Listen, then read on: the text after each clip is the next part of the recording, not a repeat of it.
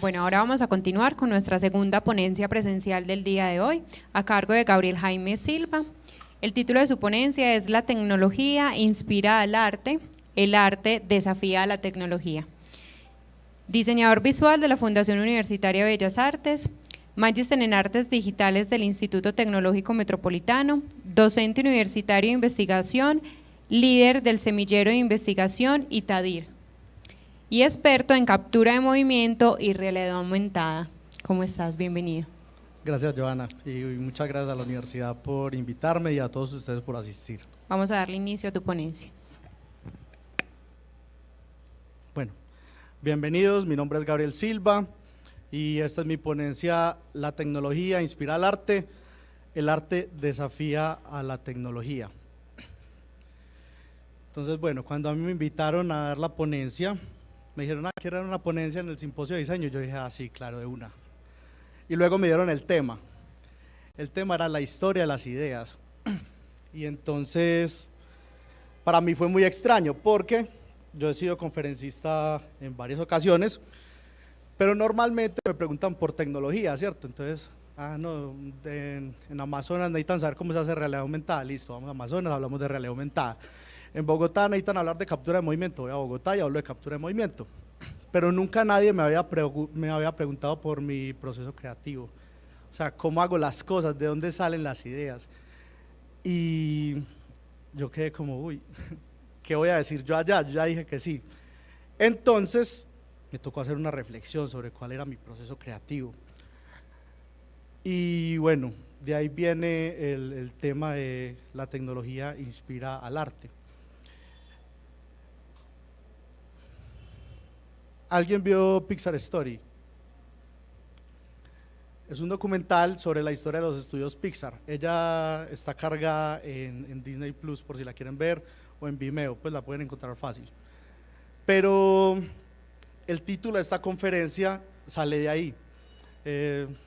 Es un documental supremamente interesante porque relata un punto crítico en la historia de la animación, donde el 3D nace y los animadores se sienten intimidados por qué va a pasar con nosotros, nos van a echar, y la clásica dicotomía pues de la rebelión de las máquinas que van a reemplazar a los hombres.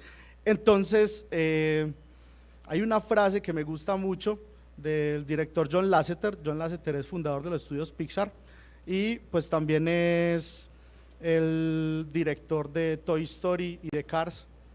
Ese es mi director de cine favorito.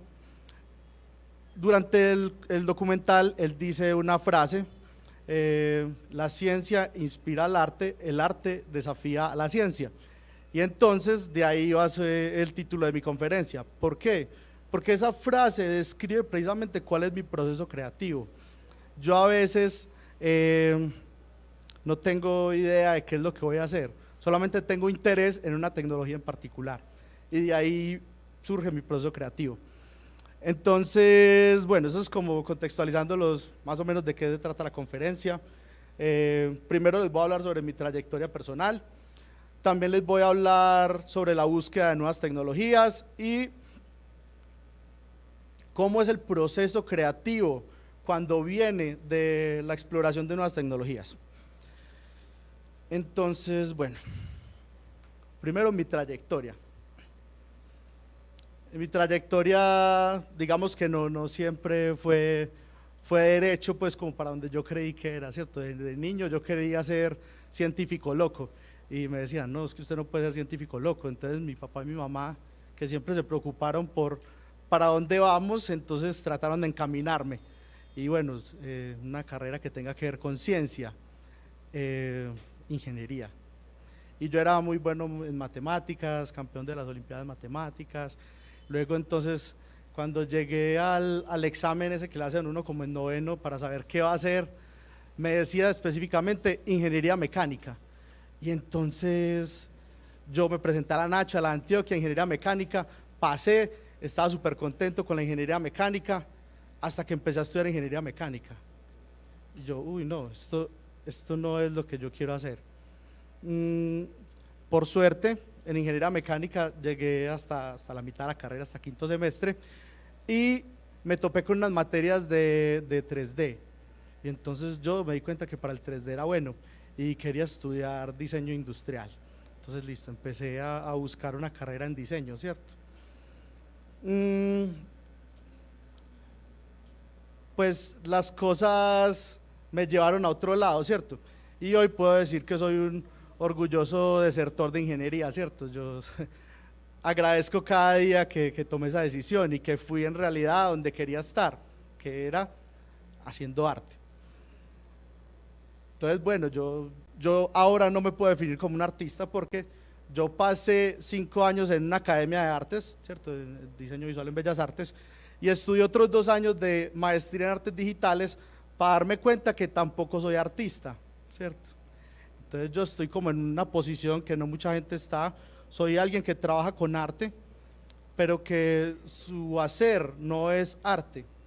Yo soy un académico en el área de las artes, entonces a mí me preocupa la investigación, los procesos de innovación, saber qué es, cuáles son los nuevos recursos tecnológicos a disposición del arte, ¿cierto? Yo tengo que estar todo el tiempo actualizándome y capacitándome, pensando en que la formación de mis chicos sea la más óptima, ¿cierto?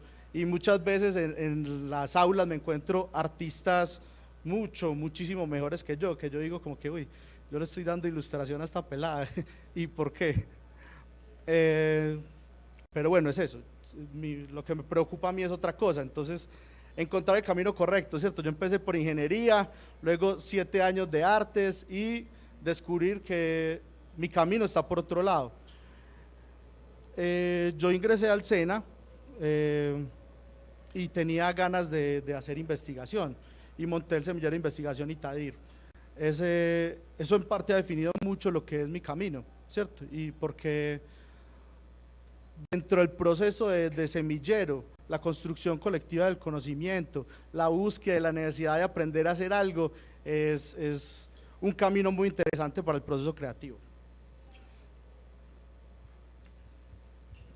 Entonces, bueno, pues búsqueda de nuevas tecnologías, la vigilancia tecnológica. Entonces, si han escuchado hablar a algún investigador, de pronto han escuchado ese término de vigilancia tecnológica. Para mí, vigilancia tecnológica no es otra cosa que estar atento, estar vigilante de cuáles son las nuevas tecnologías, qué es lo que viene, qué es lo que pasa en el futuro. Siempre me ha gustado mucho pensar pues como en futuros distópicos y soy consumidor de ese género pues tanto en animación como en cine. Y estar pendiente de qué es lo que viene en nivel de tecnología es lo que mantiene fresco, lo que me mantiene lleno de ideas. Entonces, en esta conferencia les voy a hablar básicamente a nivel introductorio de 4 tecnologías: realidades inmersivas, captura de movimiento, dobles digitales y producción virtual, y pues interfaces controladas por el cerebro, ¿cierto? Esas 4 tecnologías son en las que he ahondado más y pues básicamente les voy a contar de qué se tratan, qué he hecho yo y cuáles son algunas conclusiones personales a las que he llegado con esa tecnología.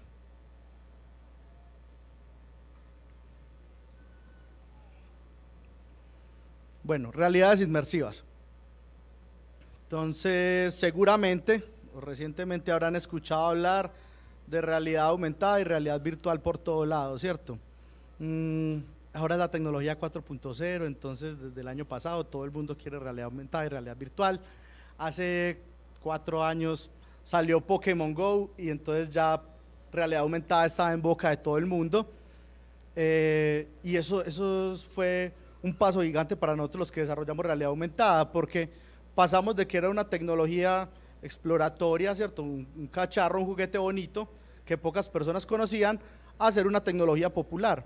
Entonces, bueno, pues yo estoy trabajando con realidad aumentada desde 2010. Ese es mi proyecto de grado, Ancistrus, y era una aplicación de realidad aumentada para visualizar cómo iban a quedar los parques del río. Entonces, en ese entonces había un concepto arquitectónico y nosotros nos dimos a la tarea de implementar algo de realidad aumentada sobre el río Medellín. Es un proyecto de grado pues que como todos siempre me han dicho, uy, pero usted cómo va a hacer eso, pero es que eso es precisamente lo que me apasiona a mí, buscar cómo hacer eso. Entonces, en ese entonces hacer realidad aumentada era una cosa muy diferente, porque vos tenías que tener el computador, ¿cierto? Entonces, el computador con capacidad de procesamiento gráfico, pantalla, una cámara web, instalar el software de realidad aumentada, ¿cierto? Y además, los marcadores o las cosas que utilizan para instanciar los modelos, usted le tenía que decir al cliente que los imprimiera. O sea, imprima el marcador para que pueda ver el modelo. Eso como que, entonces, eso es raro. Y entonces, pues el tema es que todavía el mundo no estaba preparado para la realidad aumentada, ¿cierto? Las cosas cambiaron con esta vaina, ¿cierto? Los dispositivos móviles que tienen todo eso junto. Entonces, pues ahí está la pantalla, está la cámara, está la capacidad de procesamiento y está la posibilidad de instalar la aplicación. Con suerte también se eliminaron los QRs, ¿cierto? Que eso también era muy fastidioso. Y bueno, pues ahora ya la realidad aumentada va en otra cosa. Ese que está reproduciéndose en el centro es un videojuego que desarrollé con los chicos del semillero para solucionar una problemática en el SENA, ¿cierto? Entonces en el SENA había una carrera de observación para la inducción, y entonces los niños nuevos tenían que llegar a buscar dónde quedaba tal cosa. Una pregunta decía es que cuente las escaleras, entonces ellos se subían los 10 pisos contando las escaleras y nosotros dijimos, eso puede ser interactivo. Nos ideamos este sistema, bueno, cuando entras al SENA te damos una mascota, ¿cierto? Y esa mascota te guía por el recorrido. Entonces es una serie de escenarios en realidad aumentada y pues básicamente cada uno de estos personajes te dice dónde queda cada uno de los departamentos. Esta Teodora es la de la biblioteca, y esa imagen que acabaron de ver instantáneamente está físicamente en la señalética de la biblioteca. Entonces intervenimos el espacio desde la señalética para que fuera funcional con la aplicación de realidad aumentada. Entonces el mismo juego también le da la evidencia al profe de cómo verificar si hizo el recorrido completo. Cuando terminan el juego, que es muy largo, pues váyame poniendo cuidado a mí mientras tanto. Cuando termina el juego, Teodora te da una medalla que dice estuviste en la biblioteca. Entonces, cuando tenés todas las medallas, tomas un pantallazo con tu nombre, se lo mandas al profe y el profe de inducción puede verificar que recorriste todos los espacios. Entonces, es un gran momento para la realidad aumentada porque la gente la conoce, sabe cómo usarla, todavía siempre esperan un marcador, un QR, pero bueno, pues eso con el tiempo se va a ir solucionando. Pero básicamente todo lo que yo he investigado de realidad aumentada, como conclusión o a lo que he llegado es la necesidad de simplificar, ¿cierto? La necesidad de practicidad. Cuando llega un cliente a preguntarme si le desarrollo realidad aumentada, normalmente ellos tienen la idea de que, bueno, yo tengo mi logo y quiero que sobre el logo se vea la mascota institucional. Y yo le pregunto, ¿para qué? Sí, o sea, usted se va a gastar, no sé, 5 millones de pesos en un desarrollo para que una mascota aparezca sobre un logo. Eso no tiene función, eso no es práctico. Un cliente no va a instalar la aplicación que vos desarrollaste solo para poder ver a la mascota sobre tu logo. Entonces, pues a veces como que es un poquito sincero, pero yo le digo, hey, hagamos algo que sea funcional, algo que sea útil, algo que sea práctico. Entonces, lo que he escrito en realidad aumentada básicamente habla de la practicidad y la funcionalidad de la realidad aumentada. Siempre me preocupa mucho la funcionalidad de las cosas. Esta última imagen, la que está al lado derecho, perdón, voy a tomar un poquito de agua, es con otra universidad con la que trabajo, Salazar y Herrera.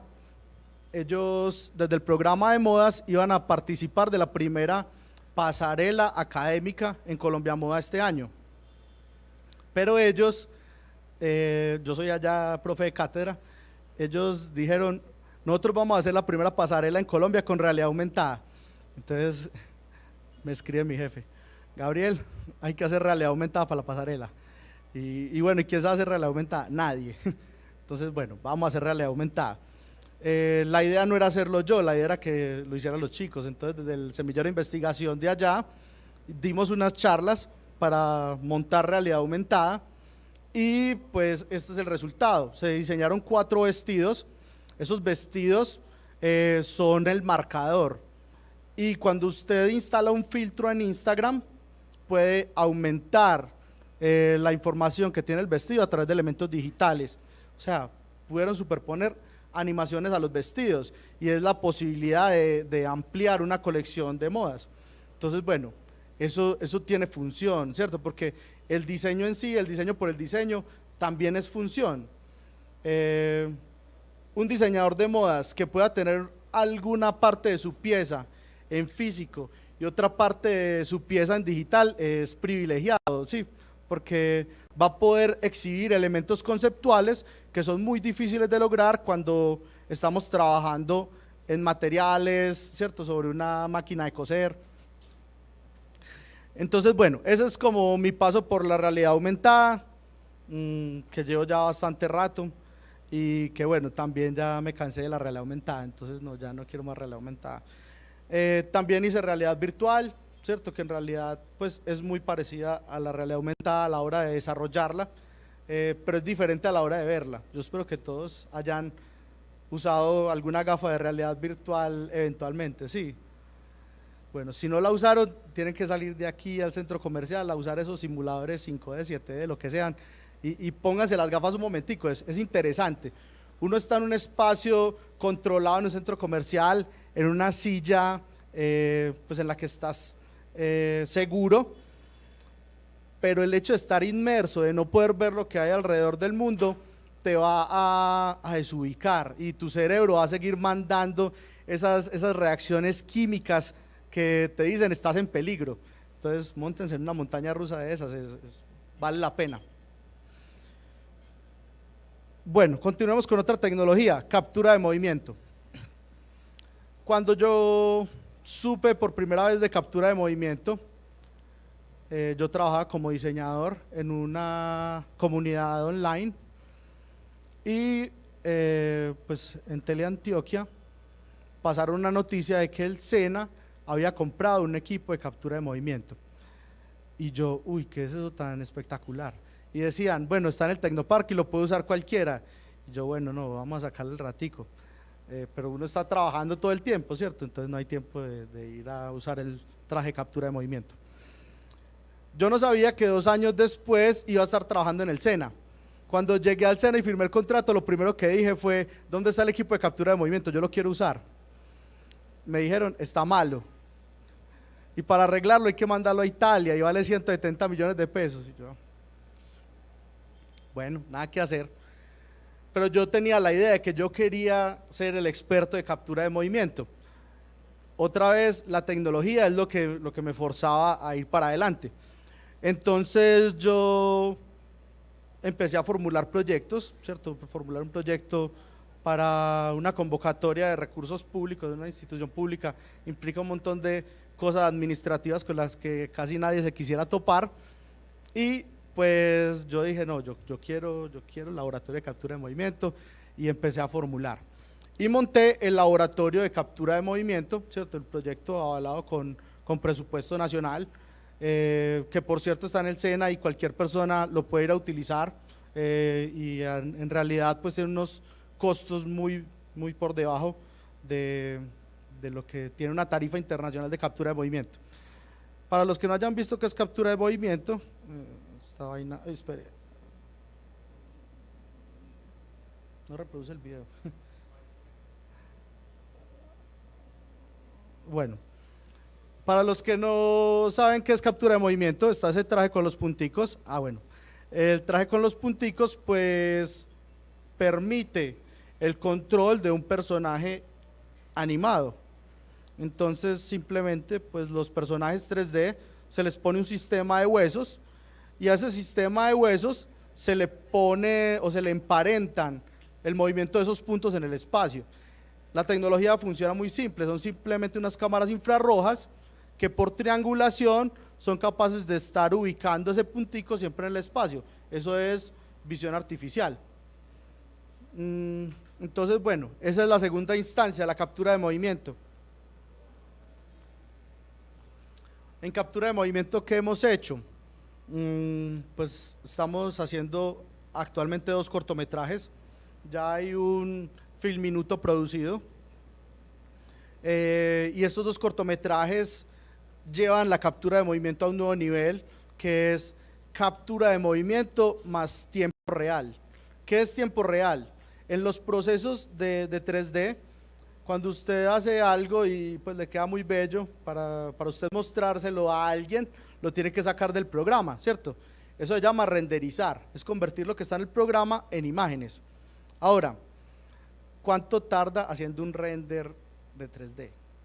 Dependiendo de la calidad y de cuánto quiera usted, es un montón de tiempo.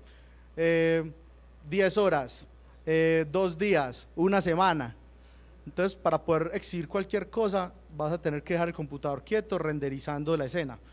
Con el tiempo real es usar los motores de videojuegos para que no haya proceso de render. Los motores de videojuegos son muy hábiles en eso. Para que alguien juegue, él tiene que hacer 60 renders en un segundo, ¿cierto? Para los más exigentes que les gusta solo calidad, pues Full HD, 60 renders en un segundo, eso es impresionante.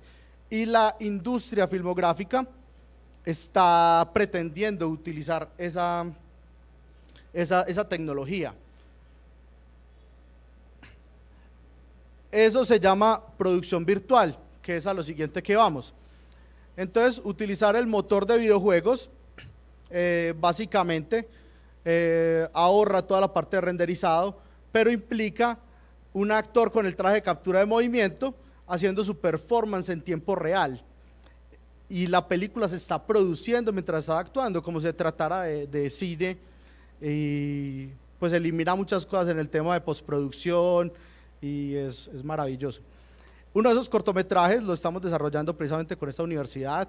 Es un proyecto que escribe el profe Andrés y básicamente tenemos pensado que sea el primer cortometraje que utiliza captura de movimiento en tiempo real en Colombia. Esperemos que así sea. Actualmente nos encontramos desarrollando otro proyecto que se llama Sinfonía Salvaje y va a ser el primer concierto cubierto con producción virtual en Colombia. Ese va a estrenar el 13 de diciembre y va a estrenar en un evento en vivo con músicos de la Sinfónica de AFID tocando los instrumentos en vivo, mientras los personajes que son animales también tocan los instrumentos como lo está haciendo el intérprete. Eso me tiene calvo ya, pero para mí es muy satisfactorio aprender ese tipo de cosas y siempre es un reto tecnológico y siempre hay chicharrones y cosas por solucionar, pero eso es lo que me gusta. Esto que estamos viendo ahí se llama fotogrametría, es la posibilidad de obtener un modelo 3D a partir de fotografías, ¿cierto? Entonces hay 24 cámaras sincronizadas que disparan al mismo tiempo desde diferentes ángulos y con un software yo puedo reconstruir una base, ¿cierto? Que me va a ahorrar mucho en el proceso de escultura digital y en el proceso de texturizado. Hacer un doble digital o un modelo 3D que se parezca a alguien real para un artista implica demasiado, ¿cierto? O sea, hay que ser realista, hay que ser detallista, hay que tener una capacidad de uso del software muy avanzada, y eso implica un montón de tiempo, ¿cierto? Que yo soy el encargado de hacer a Paul Walker porque se murió. Empiece desde cero con una esferita a esculpir a Paul Walker, es bien difícil. Este man que dejó la película a mitad, ¿cierto? Pues fue reemplazado por su hermano, al hermano le hicieron fotogrametría, que se parecía bastante, y un artista digital parte desde ahí para terminar de componer al actor como está. Uno no percibe cuando Paul Walker no está en cámara, ¿cierto? Y así tienen a la princesa Leia actuando como otros 15 años, quién sabe cuánto va a estar encadenada a Disney. Esa señora se murió hace 5 años y ya hizo otras 2 películas, entonces es impresionante. Pero son las ventajas de tener un doble digital. Yo hice un diplomado de producción virtual en México y el conferencista nos contaba una historia triste, y es un director reconocido de México quería hacer una escena que implicaba mucho riesgo. Esa escena tenía carros en movimiento, helicópteros, pirotecnia, una escena complicada de rodar.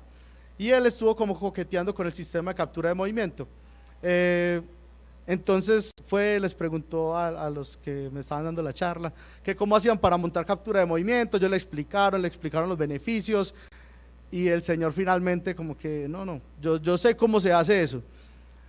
Alquiló el helicóptero, puso la pirotecnia, todo, y en medio de la escena el actor que pendía el helicóptero se cayó y murió. Un doble digital no se muere, ¿cierto? Es más seguro, ¿cierto? O sea, cuesta menos. Entonces usar dobles digitales tiene un montón de beneficios.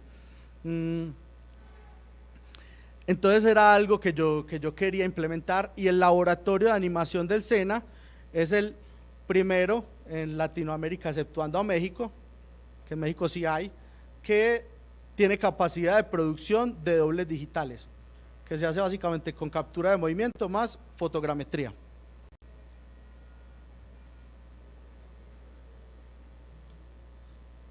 ¿Cómo voy de tiempo? Bien. Bueno, la última tecnología que vamos a abordar, BCI, interfaces controladas por el cerebro. Entonces, bueno, también me di cuenta por ahí en internet de esos dispositivos que permitían controlar cosas con el pensamiento, y eso me voló la cabeza, y yo decía, uy, ¿cómo hacemos para trabajar con eso? Sería espectacular. En el SENA, que es una institución tan grande, hay presupuesto, alguna vez compraron un dispositivo de BCI y se convirtió en el que ocupaba el rincón del cajón. Entonces estuvo allá condenado al cajón, y yo lo veía y me daba como una tristeza, y yo, bueno, pero no tengo tiempo para usarlo, y bueno, nada que hacer, será después. Entonces inicié la maestría en artes digitales. Llega el profe del primer seminario de investigación creación y nos dice, bueno, ya va siendo hora de que ustedes sepan qué van a hacer de proyecto de grado. Y entonces yo decía, bueno, puedo trabajar con realidad aumentada, no, eso es del pregrado. Puedo trabajar con captura de movimiento, no, ya sobre eso leí mucho y escribí mucho. Y yo le dije, profe, yo quiero hacer BCI. Y él me decía, el venezolano, pero chico, ¿cómo vas a decir que es un proyecto muy ambicioso para un tiempo de 2 años? Eso parece un proyecto de doctorado. Y yo dije, no, hágale, que por la parte tecnológica no se preocupe, hagamos la asesoría a nivel pues de investigación y lo que necesite, que yo con lo que es tecnología me doy la pela. Este es mi proyecto de grado. Yo lo veo y me siento orgulloso. Es un software para hacer brain painting. Ese cacharro azul que pasa por la pantalla es un pincel que está siendo activado por mi pensamiento. O sea, yo a través de este dispositivo que se llama Emotive Epoch estoy pensando en el movimiento del cursor hacia arriba, hacia abajo, derecha, izquierda. Con suerte logré algunos movimientos diagonales. Él está iterando siempre por la actividad neuronal constante, y me costó un montón, pero pues es muy satisfactorio verlo desarrollado, y yo decir, bueno, yo traté de entender cuál era el proceso para el desarrollo. Yo no soy programador, yo soy diseñador, pero siempre me he tenido que meter algo al código para poder hacer lo que necesito hacer. Y bueno, pues la parte de integración de arte con esto era muy interesante. Ahora, pues software de brain painting, por ahí también hay, unos alemanes ya lo hicieron, pero el mío tenía que tener algo especial, ¿cierto? No solamente desarrollar por desarrollar. Cuando yo abordé las interfaces controladas por el cerebro, me di cuenta de que la gente que diseñaba interfaces controladas por el cerebro diseñaba como si fuera para un software regular, y entonces el mouse está en el centro de la pantalla, y el que usa el cerebro tiene que pensar para arriba, para arriba, para arriba, para el lado, para el lado, para el lado, y eso es difícil, eso a nivel de concentración exige un montón. Entonces mi proyecto habla sobre criterios de usabilidad y accesibilidad para hacer diseño de aplicaciones BCI. Entonces yo hablo de atajos mentales, de cómo vincular una onda específica del cerebro a un atajo, de cómo las interfaces cliqueables deben ser reemplazadas por interfaces gestuales. Entonces, si esperamos que dé el loop el video después de que estoy pintando, en las interfaces de inicio todo está asociado a un gesto. Entonces, nuevo proyecto es un guiño, no sé, adelante, sonreír, levantar las cejas. Si ustedes ven, todo tiene como unas caritas alrededor de la interfaz. Y entonces encontrar como que el proceso de diseño para las interfaces controladas por el cerebro no es el mismo proceso de diseño que desarrollar una aplicación móvil. O sea, si cambia de celular a escritorio, ¿cómo no va a cambiar de celular a pensamiento, cierto? Eso es, no es el camino habitual. Entonces de eso habla mi proyecto de grado. Desarrollé 6 herramientas que son las que están abajo. Esto es un Photoshop para usar con la cabeza. Esas 6 herramientas tratan de utilizar un camino más corto para poder utilizar el software de break painting. El antecedente que yo tomé de estos alemanes que les digo, ellos tienen algo más científico porque se especializaron en personas con parálisis total. Mi software aún no está desarrollado para parálisis total, ¿cierto? Para artistas interesados en tecnología o para gente con parálisis parcial, que puedan mover por lo menos la cara. Pero el de ellos, para que una de estas personas que tiene síndrome de encierro pudiera accionar algo, era un proceso larguísimo, una selección cada minuto. Entonces ellos hacían un paisaje de un solecito con una casita y tardaban 4 horas poniendo el solecito, acomodándolo, cambiando el color, poniendo la cajita en el centro, el triangulito encima, y todo se veía pues como pinturas muy infantiles. El que yo hago pretende pensar en rotación y poder rotar una figura y que esa figura deje una estela y con eso poder dibujar una figura caleidoscópica o algo así. Es facilitar el trabajo para hacer arte digital. Entonces, bueno, hasta ahí llegué con las interfaces controladas por el cerebro. Esto es lo más reciente, que fue hace 3 meses que me gradué. Y bueno, pues ahí está lo del interés por la tecnología y nunca me he abandonado. Y es que ese es mi proceso creativo. ¿Qué hay en tecnología para yo saber qué es lo que quiero hacer? Si yo me siento con una hoja en blanco a tratar de dibujar, como que nunca se me ocurre nada, ¿cierto? Para mí el arte tiene que tener un propósito, ¿cierto? Y por eso fue que durante mi carrera en artes digitales me di cuenta que no era artista, ¿cierto? Porque para mí el arte tiene función y eso a veces se desprende mucho de lo que, de la definición que tiene el circuito de arte sobre el arte. Entonces, bueno, ya voy acabando.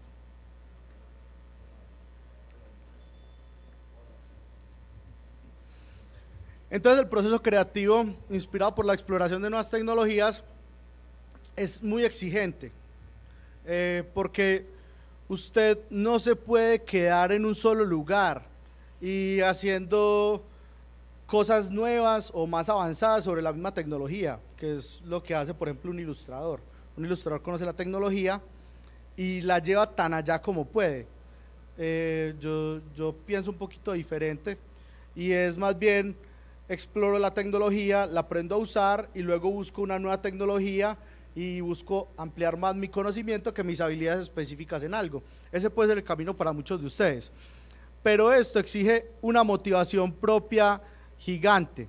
Ustedes tienen que estar todo el tiempo pensando en cómo van a encontrar esas nuevas tecnologías. Eso implica estar en blogs, implica estar en sitios que anuncian nueva tecnología. Tienen que encontrar una fuente de inspiración, ¿cierto? Esas tecnologías específicas me inspiraron y gracias a ello he creado, yo soy diseñador ahora de 6 videojuegos en realidad aumentada y soy director de otros 2 cortometrajes, precisamente porque la tecnología me llevó a ello. Manténganse enfocados, siempre pensando en qué es lo que quieren lograr con esas tecnologías. Y finalmente otra enseñanza del mismo maestro que me decía que era una propuesta muy ambiciosa. Cuando nadie más me apoyaba, él me decía: Gabriel, tú tienes que hacer lo que quieres hacer. Yo estaba pensando en BCI para arteterapia, para personas con encierro, y él me dijo: no, haz lo que quieres hacer. Tú quieres hacer el software para pintar con el cerebro, dale, hazlo, es que eso es valioso. El proceso de cada uno es valioso. Bueno, esa es como mi reflexión. Esta charla me la inventé rápidamente mientras reflexionaba qué les iba a decir. Y bueno, espero que para alguien sea inspiradora. Y como les digo, hay muchos éxitos en el camino. Bueno, Gabriel, por acá tenemos preguntas bastante interesantes. Vamos con la primera. Dice Gabriel: ¿esto del doble digital crees que a futuro va a terminar con los actores reales del cine? Bueno, sobre eso hay una película muy interesante, se la recomiendo, se llama The Congress. Esta película habla de una actriz que está en decadencia, o sea, tuvo sus épocas de gloria y ya nadie la contrata porque ya está cuarentoncita y la buscaban para papeles como muy juveniles. Y su última opción es vender sus derechos de imagen a una empresa que digitalizaba su imagen. La película es supremamente interesante.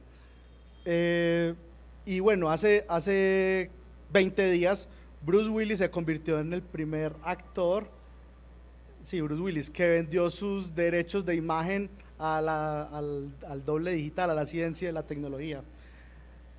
Pues Bruce Willis va a seguir ganando plata, ¿cierto? Entonces, primero, si sos famoso, vendes tu cara y no tienes que trabajar y vas a ganar plata. Descansando en la casa. Descansando en la casa. Y segundo, pues, si tu cara no funciona, para mover a ese personaje van a necesitar un actor de captura de movimiento. Entonces, las máquinas nunca van a reemplazar el proceso artístico del hombre, ¿cierto? Listo, por acá tenemos otra. ¿Cuáles son las ventajas de la realidad aumentada en el diseño? ¿Crees que le mejoraría la experiencia al cliente? Bueno, sobre experiencia del cliente, es donde falla la mayoría de las aplicaciones que se desarrollan para realidad aumentada. El error con la realidad aumentada es usarla por usarla, porque se vea lindo, pues es lo que les digo, es un juguete muy caro. Para un cliente debería usarse realidad aumentada si en realidad la aplicación que vas a desarrollar te permite ampliar la información que hay en la realidad. Vos sobre una valla no puedes poner más que el espacio de no sé, 9x4 que te vendan montado sobre el edificio. Pero si vos conseguís que tu usuario a través de su celular amplíe esa información de la valla, sí mejora la experiencia. El diseño debería contemplarlo cuando el formato físico es limitado, teniendo en cuenta que el formato digital es infinito. O sea que el consejo para los clientes es usarla con un fin, o sea, no porque está de moda, porque el otro lo está utilizando, porque se me metió en la cabeza que lo que decías del logo con el personaje, sino realmente para aportarle un beneficio a la marca como tal. Eso es que la gente cuando está en internet y ve tecnologías nuevas, no nuevas, sino términos nuevos para describir la tecnología, se desbocan por ir allá. Por ejemplo, metaverso. Hace 2 años Zuckerberg dijo metaverso en una conferencia y de ahí para adelante a todo el que hacía 3D o realidad virtual le llovió el trabajo, porque ese factor fue desencadenante. Pero el término metaverso no describe mucho las realidades inmersivas o lo que es inmersión en un mundo virtual, ¿cierto? Metaverso hace referencia a un producto que él está desarrollando. Entonces creo que en parte como que han interpretado el proceso de digitalización de forma equivocada, ¿cierto? No se trata como de todo lo que es físico debería ser digital, no todo lo que es físico debería ser digital. Hay que separar los espacios pensando en que el espacio digital complemente al físico realmente. Perfecto, por acá tenemos otra pregunta. ¿En qué otros campos se aplica el doble digital? Bueno, dobles digitales es puntualmente un desarrollo cinematográfico. Ahora, pues con lo del metaverso, ¿cierto? Los mundos virtuales inmersivos, vamos a tener necesidad de dobles digitales por todo lado. Uno de los chicos míos que terminó práctica hace poquito, en el semillero aprendió lo de dobles digitales y hoy está vendiendo modelos 3D de la gente, ¿cierto? O sea, consigue clientes en el extranjero a través de plataformas de freelance y modela a la gente porque esa gente necesita ir al metaverso. Y él parte de lo que aprendimos acá, fotogrametría, una base a partir de un motor de videojuegos como MetaHumans y bueno, le está yendo bien con eso. Bueno, por acá nos preguntan, ¿dictas conferencias, capacitaciones o charlas sobre todo esto tan interesante que sabes? Sería muy bueno aprender mucho más de la tecnología. Bueno, ocasionalmente, si me invitan, pues yo mantengo muy ocupado con mis labores de docencia, pero si hay como alguna invitación, le hacemos un campito. En el futuro próximo, ¿cómo crees que eso de pintar con el cerebro podrá cambiar el paradigma de la ilustración? El tema del BCI, donde estoy yo, es como muy romántico, ¿cierto? Yo me imagino algo, pero sé que difícilmente va a llegar a ese punto en un tiempo cercano. El BCI está inventado desde los 80s, o sea, desde los 80 hay gente moviendo cosas digitales con el cerebro. Se mueven sillas de ruedas, se mueven brazos robóticos, un montón de cosas. Cambiar el paradigma de la ilustración no creo que lo cambie, es más, se va a añadir una nueva herramienta a la ilustración. Van a existir los brain painters, estas personas que pasan encerradas en sí mismas todo el día porque no tienen corporalidad.